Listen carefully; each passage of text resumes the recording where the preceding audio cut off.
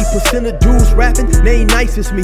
98% ain't live the same type of life as me. The judge gave me life and then they sent me where the life is be. That level 4 with depth and vice, the type of stuff they like to see. Two choices, fight or flee. I refuse to die a chump. I never been a mark, but damn, it's scary when that riot jump. I seen dudes cry, get pumped, and some sexually brutalized. Knew a dude who lost his life and he was only doing 5 year-long racial fights when homie all you do is ride. Lonely days and nights up in a hole causing suicide. From the moment you arrive, you see the Mexican mafia, AB skinheads with big giant swastikas, pro-black philosophers, the BGF, the Kumi, and Muslims who will murk you from the nation to the Sunni. That MS was loony, quick to ride up on they rival. Even Christians went to church, hide knives up in they Bible. Political and tribal, the Crips and Damus, the Long Beach, the Hubs and the Dubs and the Grooves, the IE, the Bakersfield, the Dago Pyrus, the hustlers quick to roll, the gangsters don't move. Whatever click you choose, you better Say what's cracking, YouTube.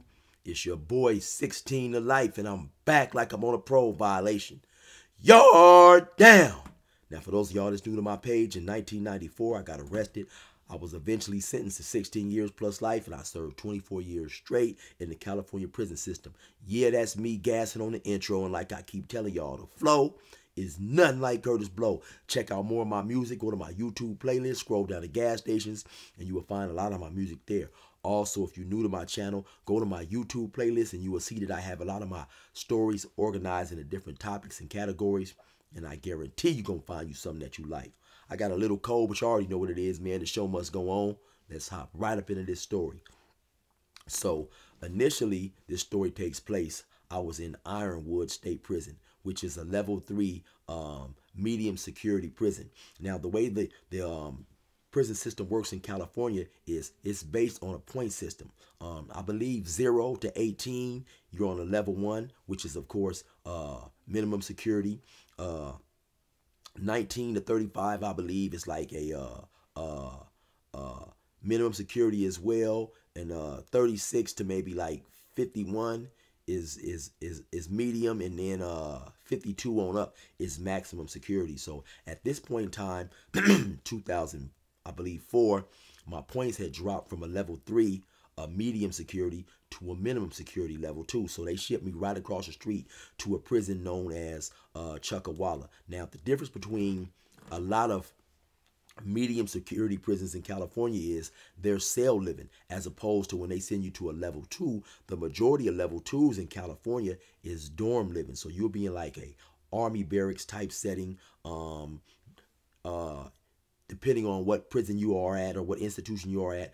It may be a big pod, sometimes it may be a small pod with like maybe 10 bunk beds up in there. Sometimes it may be a bigger pod with 20 bunk beds. It just all depends on what institution they happen to send you to. So I went right across the street, which was literally like a 10-minute bus ride from Ironwood to Chuckawalla. I get to Chuckawalla, I stay at Chuckawalla about 4 or 5 days.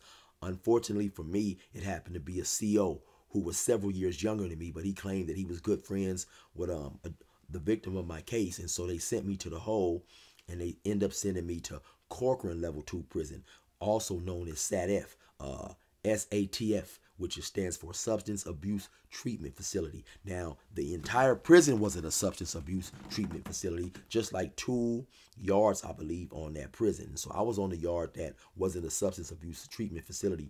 I was on like basically what's considered the main line or whatever, but they did have dudes in the substance abuse treatment facility programs, right? They had some northerners over there as well, man. And I believe Corcoran, is past Bakersfield. Now, back in those days, I don't necessarily know about now, but in California, the city of Bakersfield was what is known as pretty much the dividing line between where everything from Bakersfield on west was or everything east of Bakersfield was pretty much known as the southern gangs. Everything everything west of Bakersfield was pretty much, that's where a lot of the northerner gangs started, right? And so at this particular prison, now this is just my opinion, it seemed like you had a lot of guards up there, or many of the guards, who was biased and didn't like Southerners. Maybe they grew up in northern areas. Maybe they had family who was Northerners or whatever. This is just something that I observed, right? And so they sent me to that prison, right? Now, the whole entire time that I've been down, maybe about 10 years or somewhere, I've either been on level 3s or level 4. So this is the first time that I'm in a dorm type setting, and to me it is something that definitely gave me pause, because like I said, a dorm is a level 2 is an open prison, and it's a dorm. So now it's like in the building that I went in. Okay, so let me explain. The building that I went in, you come in, it's like a long hallway. You maybe take about 10 or 15 steps. On the right, there's the CO's office. Now, it's a big old giant plexiglass, and he can look outside into the building. Now, the building is divided up into 3 sections: A section, B section, and C section. Now, A section was pretty big, and it maybe had, I don't know, on the bottom, it may have had 5 or 6 separate sections on the bottom, like little pods, but that maybe had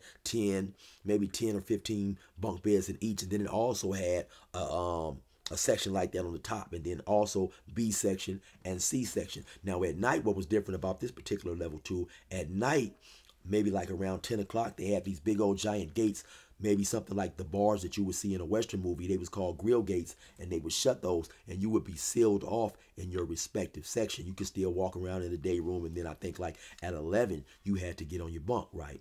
So when I first get there, initially, I believe I'm in C section. And so, like I said, up there, your bunkie will be of the same race. It's because the beds are bunk beds, so your bunkie will be black, but right next door to you, the very next bunk, it could either be a Mexican, a white, an Asian, so on and so forth, right? Now, so up there was a little bit of, what was known as a noise curfew, I guess you could say. So from like 10 o'clock at night to 10 in the morning, there was supposed to be no loud talking, no music, radios, or stuff like that being played, because you had individuals who had to get up, maybe go to work, dudes who wanted to study, read, just get a peace of mind, whatever. And like I said, by this being dorm living and everything is open and free, it's always cool to be able to have some time to get your thoughts together, or just have the noise low, or do whatever you like to do, right? But like I said, for me, it was something that was new, because you got constant movement. People is constantly walking, even late at night, you got dudes out there, sitting, talking to their neighbor, or just moving, going back and forth to the bathroom. And so, like I said, it really was something that I didn't enjoy, because I'm used to being in the cell with just me and my cellie, right? So at some point in time, man, no matter how vigilant you like to be, you have to go to sleep, right? And so immediately when I got up there, I hit up one of my homeboys and got at him about getting me something to make me a knife. At night, due to me just feeling vulnerable because I'm out in the open, I would never take my shoes off. I would sleep with my boots on, because at that time I'm on the top bunk as well. So if something happened to jump off in the middle of the night when I'm asleep, I'm not even gonna have the time to try to jump down and put my shoes on, right? You're on the top bunk, so I want to sleep with my shoes on, right? So now one night in particular, the Southern Mexicans had in the section that I was in, they had a spread. Basically, a lot of them in that section got together. They brought soups, beans, meat, whatever they was going to, make a spread with. Now, this was after we was locked in on our respective sections, right? So, like I said, at 10 o'clock, you go to your side. If A side, B side, C side, you go to whatever side you're in. They close that big old grill gate, but we still can watch TV and program and all that stuff up to 11 o'clock, right? So, now maybe like around, I don't know, 8:39, they start having this spread or whatever. So here comes 10 o'clock, and they are not respecting the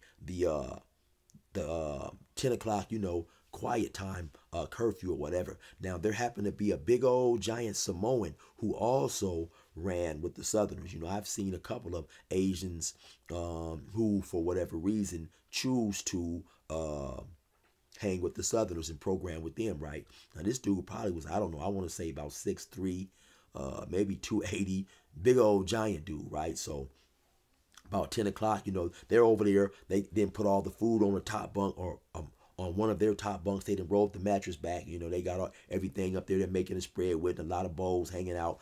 Of course, they had this thing planned probably. So, you know, they had some of their homies who had made Pruno or whatever. So they over there chilling. Pruno was jailhouse wine for those of you guys who don't know. So they over there chilling, you know, they drinking, they laughing, they talking, they playing cards or whatever. And so now it's about 10:15, you know. People ain't really tripping. They ain't saying nothing, thinking, or I'm assuming that maybe at some point in time they gonna wrap this up. But they're still going on. About 10:30, you know, about 10:45. Now you start having dudes complaining like, hey man, what's up with the noise? You know, radio, you know, what's up with the noise? So like I said, they over there, they laughing, they chilling. A few of them is drinking. So of course you guys already know how that went. You know, one of the Southerners don't like how somebody asked for them to be quiet, you know, so now it's bickering back and forth. Next thing I know, the blacks and the Southern Hispanics is grouping up, you know what I'm saying? So I hop down off my rack, because now the whole time this is going on, I'm just laying back on my rack. I got my boots on, you know, I'm just watching everything, see how this gonna play out, right?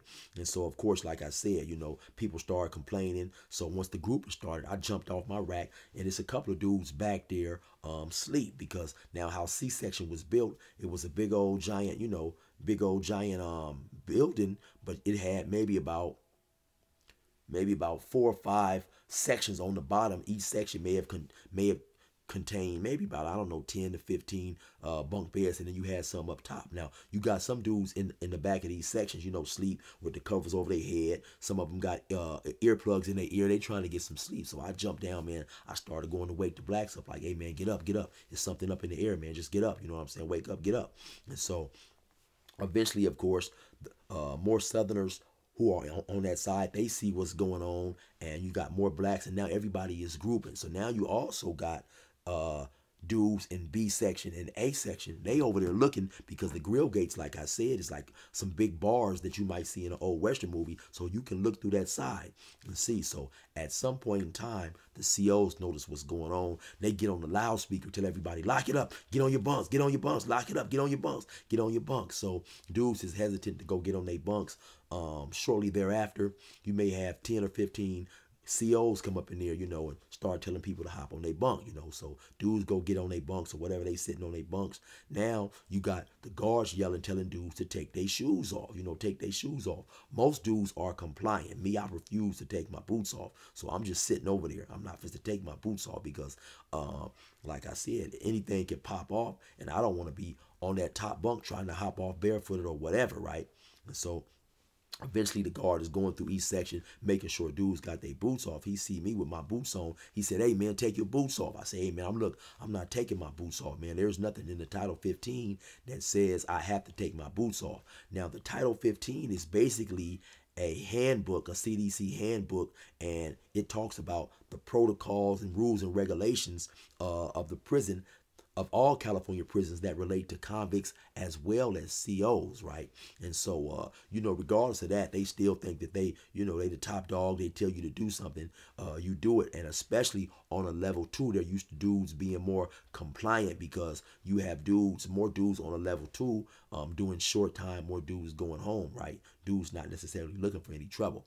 I tell him once again, hey man, look, I'm not taking my shoes off, man. You know what I'm saying? It's nothing in the Title 15 that say I got to take my shoes off. I'm not taking my shoes off. So he called another guard or 2 over there. They come over there, tell me to hop off the bunk, you know, come outside or whatever. Now, I failed to mention my next door neighbor just so happened to be a Southsider. This dude was probably, I would say, probably in his mid to late 20s, maybe 5'9", 5'10", extremely big. He was probably about, I want to say maybe about 255, 60 pounds. You know, you could tell he worked out. He was chunky, you know, cut up, had got a little chunky, but you can tell he definitely worked out, you know. And I never even knew his name. We never even said much to each other. I just got the feeling that he was one of those Southsiders who didn't like blacks. I could be wrong, but like I say, I just got that feeling, right? And so they take me outside.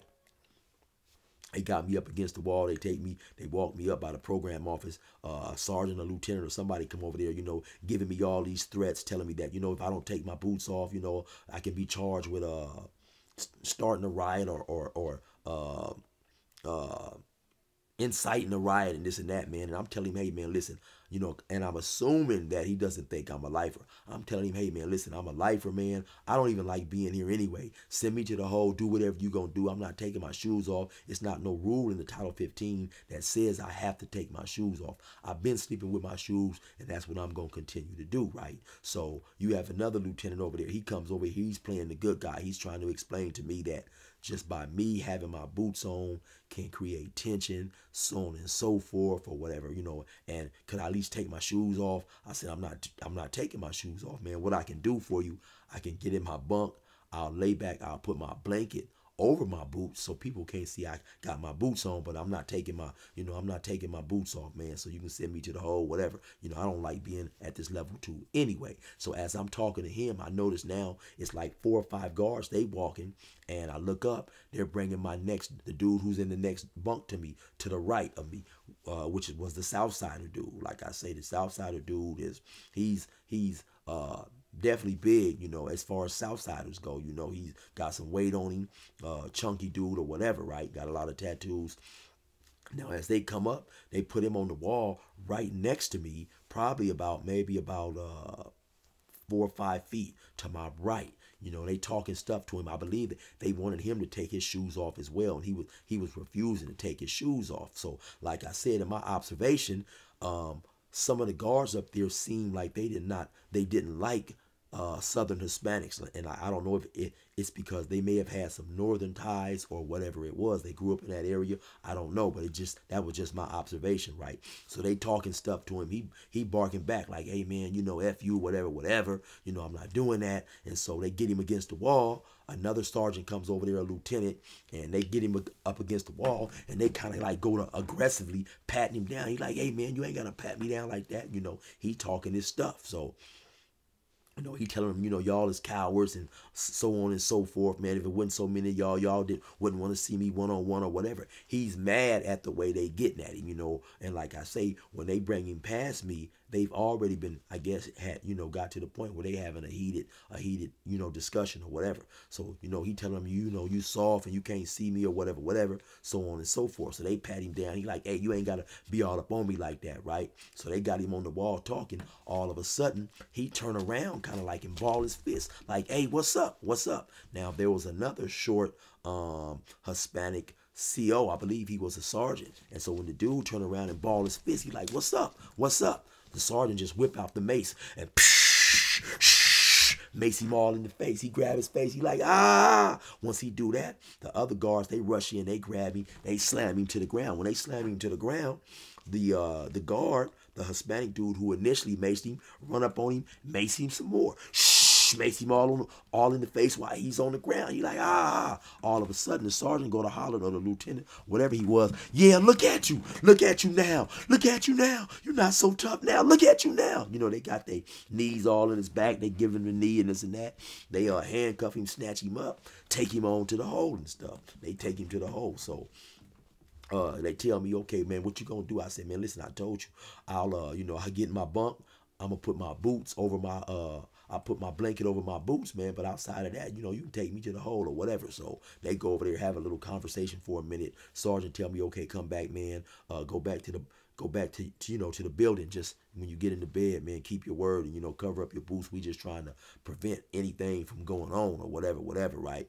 And so I go back to the rack. I get in the rack and throw the blanket over my boots, whatever. I stay up half the night probably. I probably stayed up to like 4, 5 in the morning because I'm uncomfortable, like I said, with going to sleep, especially since this incident is brewing, and you definitely don't want to be asleep in the bed, man, and something jump off, So eventually I ended up moving to another section, maybe a month and a half, 2 months later, I ended up moving to another section. Maybe about a week or two after I moved, the dude, my former neighbor, the Southsider dude, they brought him back from the hole. He had lost a little bit of weight, looked like he was in there burping. He was more trimmed and defined now and cut up and stuff, right? Maybe about a week or two after they bring him back, I ended up being charged with stabbing somebody in that particular building, right? The name of that story is Chill versus Goliath, part 1 and part 2. So if you ain't checked that out, definitely be sure to go check that out, man.